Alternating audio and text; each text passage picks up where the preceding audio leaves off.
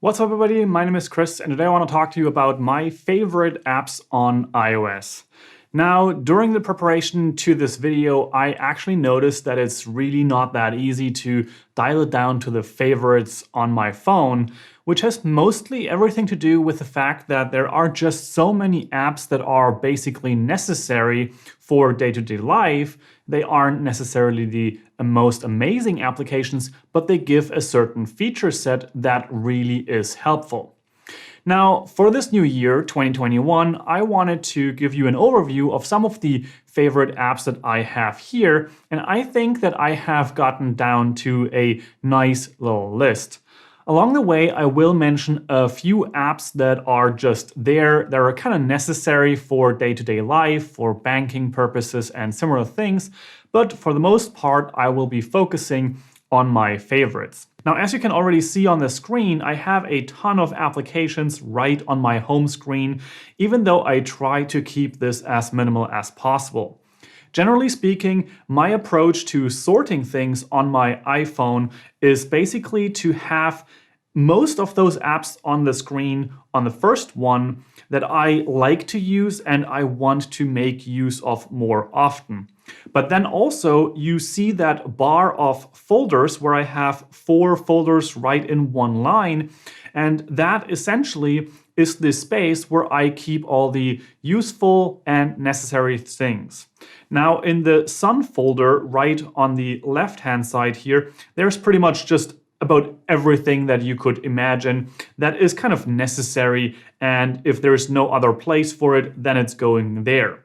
Even though now with the new iOS, we also have the app library where apps go when you delete them from your home screen, but they are still on your phone.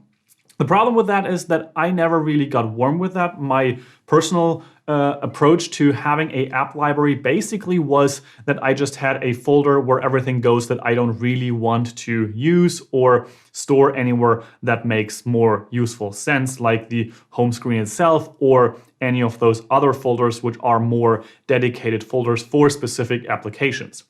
I also have one screen to the side, and this is usually the place where I have apps that I want to make videos about or something that I just installed and I'm playing around with.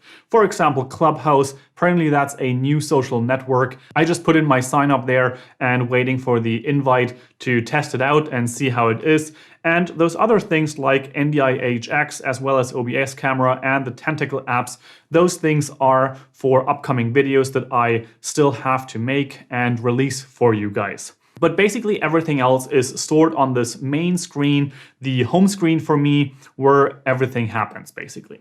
I have one more screen, which is this here, which has 2 widgets. And there's one that is from Fantastical, and that's also an app that I'm going to talk about. And then I have the Reminders app from iOS itself. This is the place where I usually nowadays keep my just in the moment note taking or to-do list writing so that I can just jot it down somewhere and have it ready to go for those times when I'm back to my computer and I can actually put it where it belongs, those thoughts as well as those to-do list items and such things. Now, going over the apps right here on the home screen, top left we have the Settings app, and then we have NordVPN, Translate, and 1Password. Now, of course, Settings is obvious. NordVPN is the VPN provider that I signed up with a couple of years ago, and I might actually have to renew this or find a different provider this year, but we'll see about that. It's a VPN, it works, it's great when you travel and you want to have that kind of not necessarily privacy, but at least a way of not making yourself too visible to the Wi-Fi network and such things. And also, if you want to have some access to any kind of content from other countries on Netflix and other platforms. Then Translate.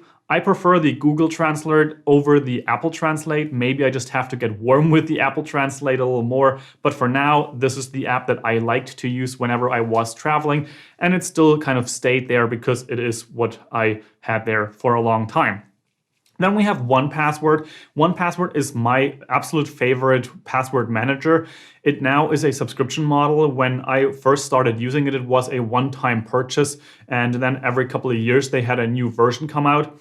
But for now, I absolutely love it. It's super secure from everything that I read about it. The team behind it is super dedicated, and it is a iOS and macOS native system basically, which makes this a very, very enjoyable experience. And now with iOS also supporting the password manager systems, it's also deeply integrated. So that's really amazing, and I love using that.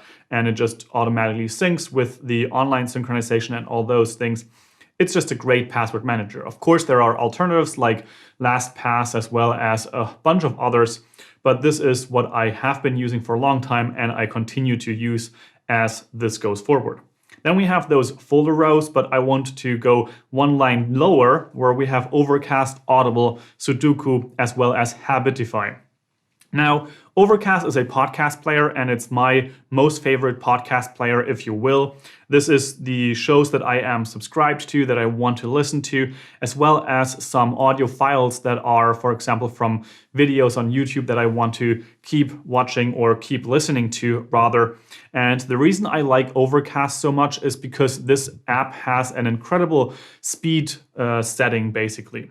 So that if you go into a show, you have those normal speed up modes with 1x, 2x, 3x, but then you also have smart speed, which kind of closes the gap whenever someone has pauses in their speak.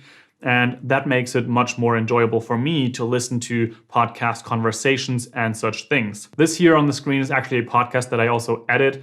It is in German, but it's a interesting one for everybody who is in Germany and wants to get a little bit of an inside view for or about the lives of creators and influencers, because those conversations are really interesting. Next up, we have Audible, and Audible is also in a way kind of an obvious choice nowadays. It's just the way that you can listen to audiobooks. Now, I wish they would have a feature like the one in Overcast with Smart Speed, but for now, the only way they have is like the 1x, 2x, 5x and such things. So that's possible, but I wish they had the Smart Speed app as well as some voice boost or something like that.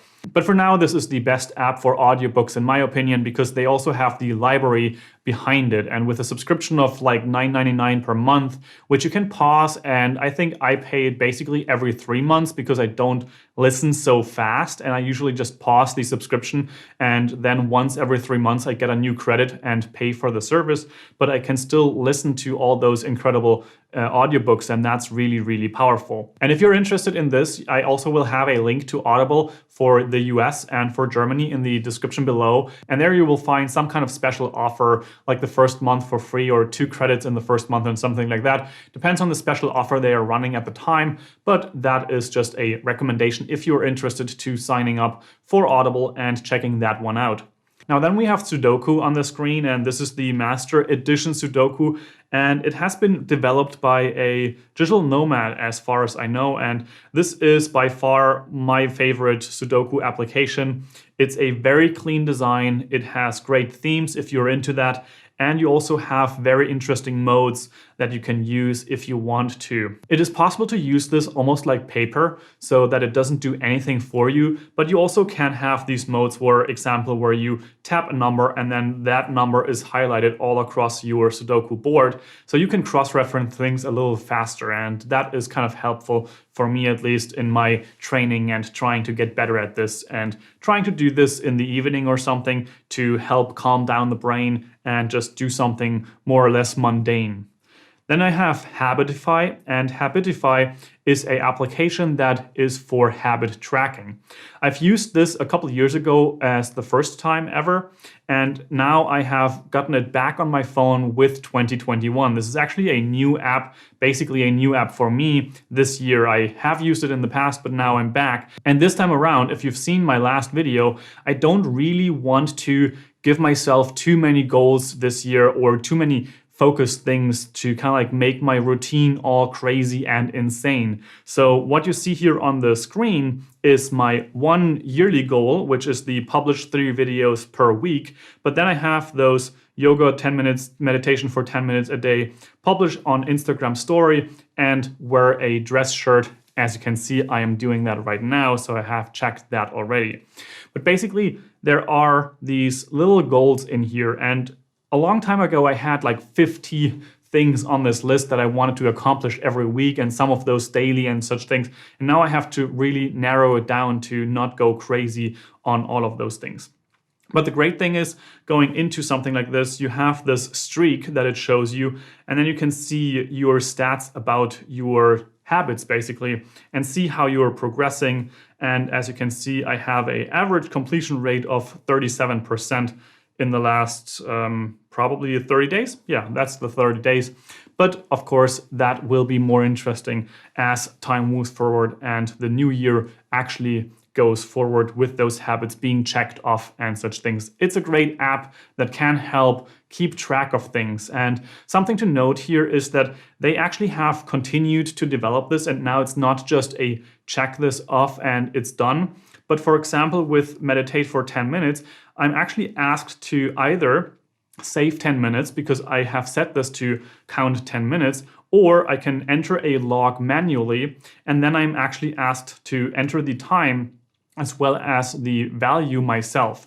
So for example, if you want to drink a certain amount of water every single day, then you can use this app to basically log the milliliters, and then you can log the next amount whenever you drink your next glass of water or something like that, and it slowly fills that goal up throughout the day. So that's something that I find really powerful with this application. That's not just a check it off and it's done kind of habit tracker anymore, but it actually can go more granular than that.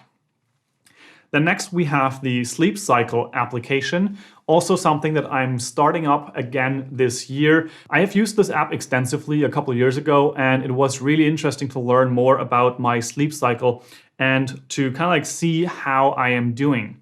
The special thing about this app is that it not only tracks your sleep, but you can also set an alarm which is based on your sleep cycle at that moment. So you have a certain window which it can then wake you up in, and that is really helpful because it not only does a normal alarm, which you can set if you want to, but this helps you wake up more easeful, I would say. Now, in terms of statistics about sleep, again, this is something that I started using now. I like the app. I know that it's great because I have used it in the past, but for now, there's not really much data in this. It still says that it needs to track a couple more nights so that I can actually see something more interesting. Something that I really like about this application, though, is that it not only tracks based on, for example, movement, which was in the past, but now they also track based on the sound that you make or the sound that the cushions and such things make, because based on that, you usually can say, wow, this person is more awake. And if there's less movement in the room and in the bed, that means that the sleep cycle is in a deeper state. This also is interesting because they also have a partner link. So if you have Wi-Fi enabled as well as Bluetooth, as far as I could check this out, you can have this partner link enabled, and that means that basically the application looks for another device which is also iOS and using this application, and it checks out if there is some other device in the same room, and based on that it then tries to basically triangulate the distance to the sound. So the sounds get sorted to the person that is closer to any given microphone, and not everything is attributed to you. So if you have dedicated sides that you sleep on, then you can both use your phones on either side of the bed, and it will give you an interesting read for yourself and your partner if you want to use it that way.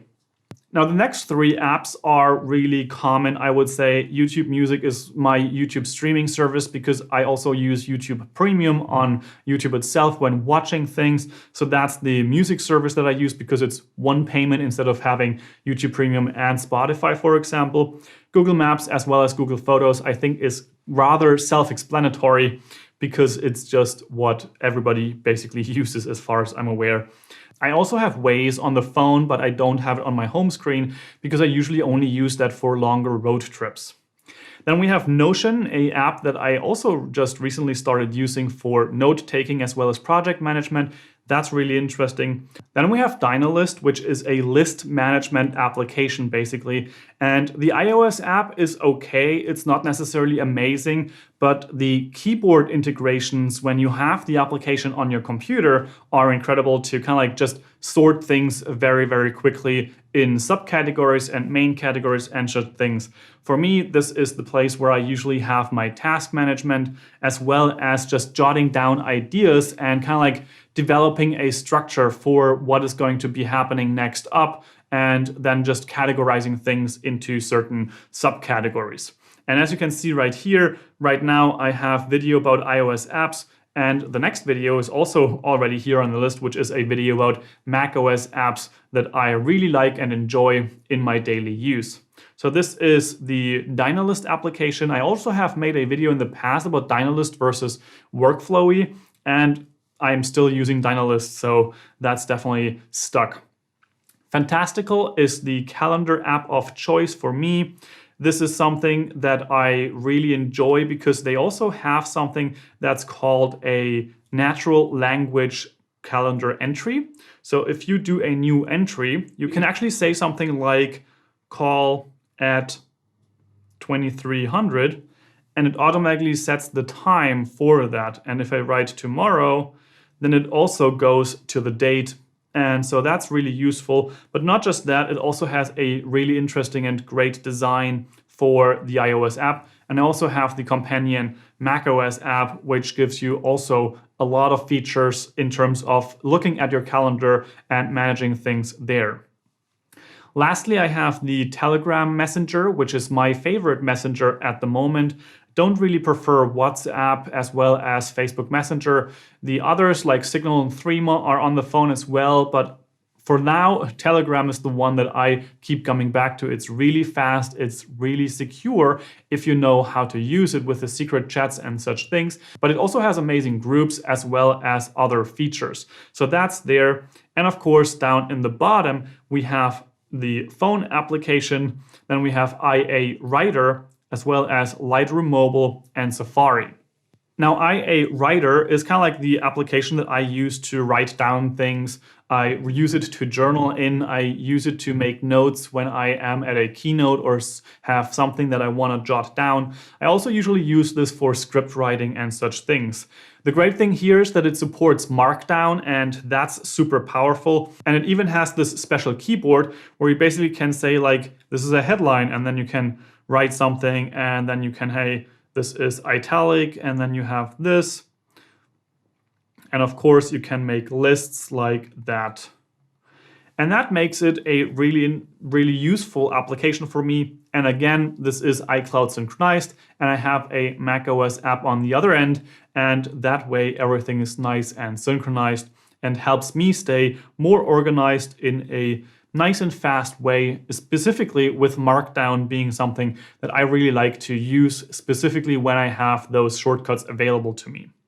Lightroom Mobile, I think, is also kind of obvious. I am deeply integrated in the Adobe Creative Cloud suite. I use Premiere Pro, Audition, as well as Photoshop, and of course Lightroom to manage all of my creative projects. And so Lightroom Mobile is the app that I mostly use for the photo processing on my phone. And with Lightroom CC on the computer, I can also import those presets and use them on my phone, whether I am editing a raw photo with it or if I edit a normal iPhone raw photo. That doesn't matter. I can just use those presets and those raw development capabilities in there. But I also have made a video a couple of years ago where I already talked about photo editing applications, and there I also featured VSCO Cam as well as Snapseed. And those are still very, very valid applications, and I always use Snapseed for certain tasks when I need it. Now, a couple more apps that I want to highlight here are the Rec app, and this is the Rec app that you see on the screen right now. And what this app does is a video shooting application.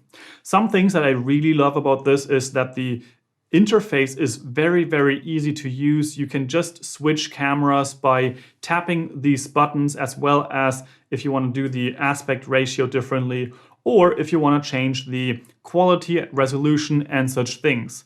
But not just those features are important here. One of the most important features for me in this is the timecode capabilities.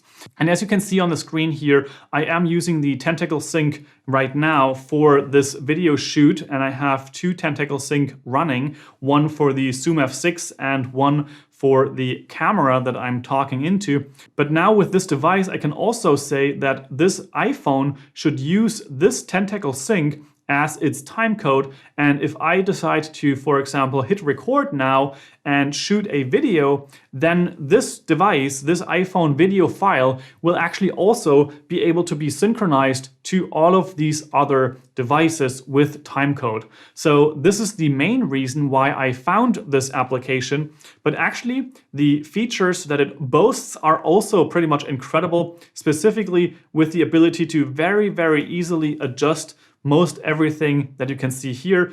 And it also gives you loads of abilities to change your settings here, have camera stabilization or not, but it also gives you loads of features in terms of audio with the sample rate as well as format. But not just that, you also have the ability to have certain pickup patterns with the microphones, which I find really powerful. Now, that's one of the other apps that I wanted to feature here, but I have a couple more. And another one is the CapCut application. And this one is actually, I think, from the developers of TikTok, but what it does is essentially a video editing application. So if I choose this video file, for example, I now have a video edit that I can make here with all kinds of features. And it is really an incredibly feature-rich mobile video editing app, and specifically focused on the vertical video. And so that's something that I like to use this for example, doing stories as well as reels on Instagram. Such kind of things are very possible with CapCut.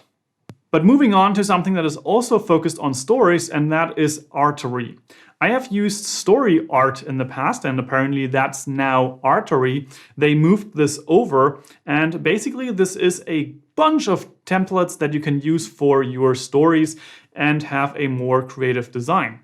For example, here you can basically take two photos into this and be done, and then you can edit this. And the interesting thing that I found here is that you can, of course, also add some gradient, for example, or a zoom in and zoom out animations. So this is a way to make your stories more creative, more interesting, as well as show different layouts and designs very easily, directly created on your phone. And you can, of course, create multiple pages of this. So I can take this here and then actually publish the whole story one after the other to the Instagram story format. Now, this is something where I might have to interject. I oftentimes take away my time on Instagram because I notice that it is too, addictive for myself to kind of like scroll through everything all the time. Keeping up with that is something that I try to distance myself from, but oftentimes I found that it is really hard to keep that distance whilst also being a creator and being on the platform. Now, just now, I actually ended a kind of like an abstinency on Instagram where I was basically not using Instagram or not on Instagram for about a month or maybe 1.5 months from November to December. And just now came back to the application, and now I'm really excited. And I think that that pause actually helped me become more excited again to be on the platform and to interact there and have fun with those creations. And Artory is one of those apps that helps me do that. Now, I think that's everything that I want to share with you today in terms of apps that I have on my phone and that are my favorites. There are loads more apps on my phone. Some of the most notable that I didn't feature here are, for example, the GoPro app, the DJI Mimo app, as well as the Canon Camera Connect app, for example. But those are just to connect to the devices that I also use in this set or in my studio use and such things with the different cameras that I have. So if you have a GoPro, you probably will need the GoPro application, but it is not really something that I would recommend anyone to just install. There are others, for example, the Google Drive app is something that I use very, very heavily with the other apps like Docs, Sheets, and Present for those kind of purposes. Of course, I have YouTube, Instagram on my phone, as well as the YouTube Studio to check analytics and such things. Those messengers that I don't really show here because I don't like to use them, Signal, WhatsApp, as well as Threema and Facebook Messenger, all of those are there as well. Some fitness tracking as per usual, and of course, banking, which is a big topic for mobile applications nowadays with those two-factor authentication systems all the time. Kind of annoying at this point. Maybe it would be better if there was just one way, because the phone nowadays feels kind of cluttered. And I actually sometimes wish I could step away from the phone and not have it. So I put it in another room, and then I notice, oh shoot, I need to do some transfer of money, and I need that transfer activation or that transfer authorization, which I need my phone for. So then I'm on my phone again, and all of a sudden I am drawn into Instagram scrolling or something similar. So managing that is still a struggle for me. It's a learning process. It's something to continuously get better with. But I hope that this list of applications that I shared with you here may be interesting for you to kind of like see if there's something in there that can give you a little more joy or some type of productivity in your life. If I were to narrow it down, I wish I could use my phone mostly for learning, getting better, as well as being creative and having the ability to use it as a camera for content creation rather than constantly being the consumer, if not for audiobooks or similar things, because there it is very much a valid product and a valid tool to be able to listen to a podcast whilst doing dishes or something similar. So with all that said, if this video was helpful for you, I would appreciate if you give it a thumbs up. That helps out me as well as the YouTube algorithm. Now, of course, if you have any suggestions or improvement ideas, leave those in the comment section down below. And if you have any apps that you really like, please share those in the comment section down below as well. And I might have to check it out to see if it can improve my life as well. Now, I hope you have an amazing day. Subscribe to the channel for more videos. One of the coming up ones is about the macOS components to all of this that I'm doing here, the macOS apps that I really like in my everyday use. And I will see you in the next video. Ciao, ciao.